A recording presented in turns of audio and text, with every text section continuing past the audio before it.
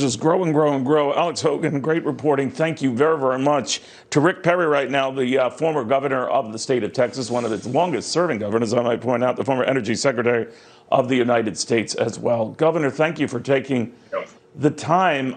It just seems out of control. Semantics really don't matter, whether you call it crisis or serious situation. It's a mess.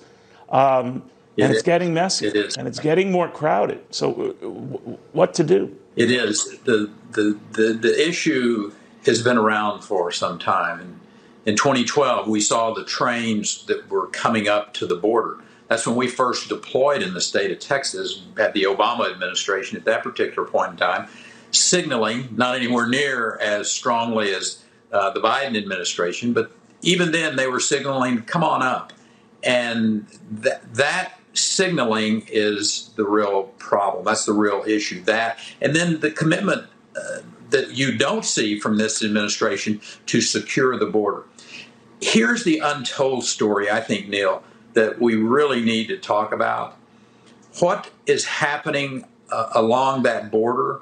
The message that's being sent now is that it's okay to sexually traffic children, because that's what's happening down there in a lot of different cases. And that business now is now greater than the drug trade.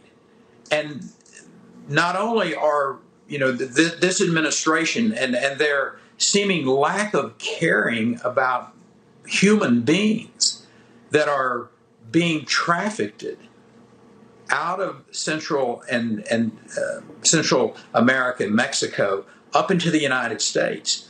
I mean, there's a film that's going to be coming out very soon called The Sound of Freedom that talks about this issue.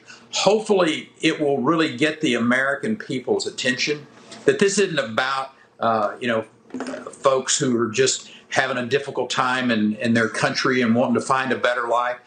This is about modern day slavery, that this administration, by allowing this to happen, by not sending the signal, don't come, they're supporting it. And I don't know how they can have a conscience at all. I mean, to stand up and say, where's your shame in allowing this type of activity to occur? It's just, this is inhumane in the greatest sense, Neil.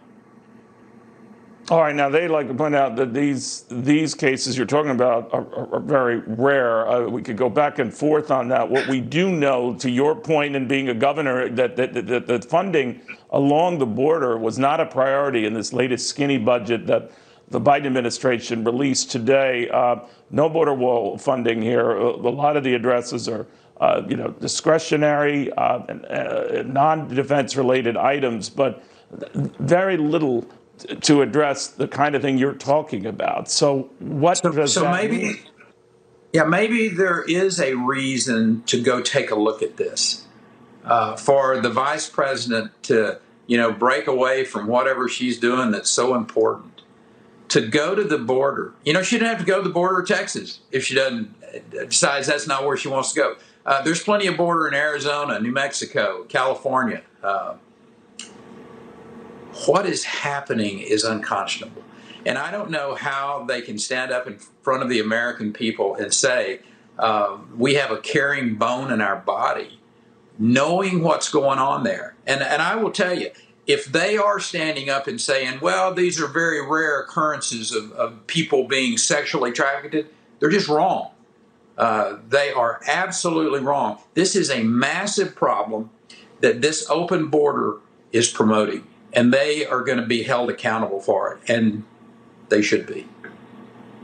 Now, in the meantime, we do know the numbers are exponentially growing at the rate, some say, I saw one study that put it at 5,000 to 7,500 a week at this rate. Now, a lot of the people, who are first, if they're young and they're these migrant minor, holding cells or whatever they want to call them, they're later sent to other locales all over the country. We're also litigating a lot of the other cases on the American side of the border prior to the Mexican side of the border as it was under President Trump. What is your best guess, Governor, as to where those who are having their cases litigated in the United States now where they go, how many of them do you suspect will return to either Mexico or points south? Very few would be my bet. That's what we've seen through the years. I mean, history is a pretty good teacher. Once they get into the United States and they try to dissolve into to the society, this administration seems to be rewarding them for doing that. If you'll just get here, we'll take care of you from now on out. What a horrible message. Number one, because it puts them in so many cases in danger, and to debate people into trying to come on this very difficult trip where you've got cartels and other criminal elements that are going to use these individuals in a lot of different ways, as we've talked about already in sexual trafficking side, as mules to bring drugs in. I mean, there is so much wrong with what's going on down there. We know that Governor, to your point, Governor, and I'm sorry to jump on you there, but we're getting word that Roberta Jacobson, who's the coordinator for the Southwest border, is resigning. She is leaving. This is coming from Jake Sullivan of the National Security Advisor, saying that Ambassador Roberta Jacobson's leadership in serving as special assistant to the president coordinator for the Southwest border has been an invaluable contribution to the Biden-Harris administration and to the U.S. Ambassador Jacobson dedicated her career to working tirelessly to advance U.S. interest in the Western Hemisphere. I could go on, but she's leaving. She hasn't been on the job long. What do you think?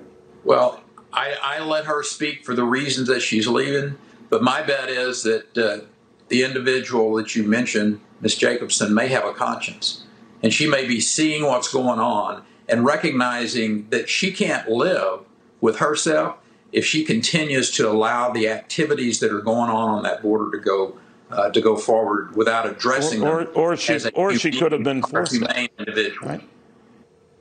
She could have been forced out. That's been known to happen as well. But the point is, I think we can't sidestep what's going on down there.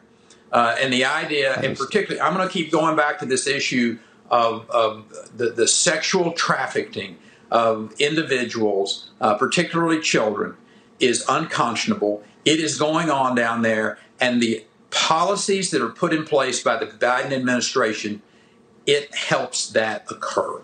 And they've got to stand up. They've got to face this. They've got to address this issue, and there's no, dancing around it. They're going to be held accountable for it, and they need to be held accountable for it now before it goes on further. All right. Governor, I want to thank you very much, as always, as we do each and every day. We reached out to the administration or a spokesman, anyone to come on and address this. They have not. In the meantime, I want to keep you abreast of some other developments on the virus. By and large, in most states, vaccinations are working and bringing cases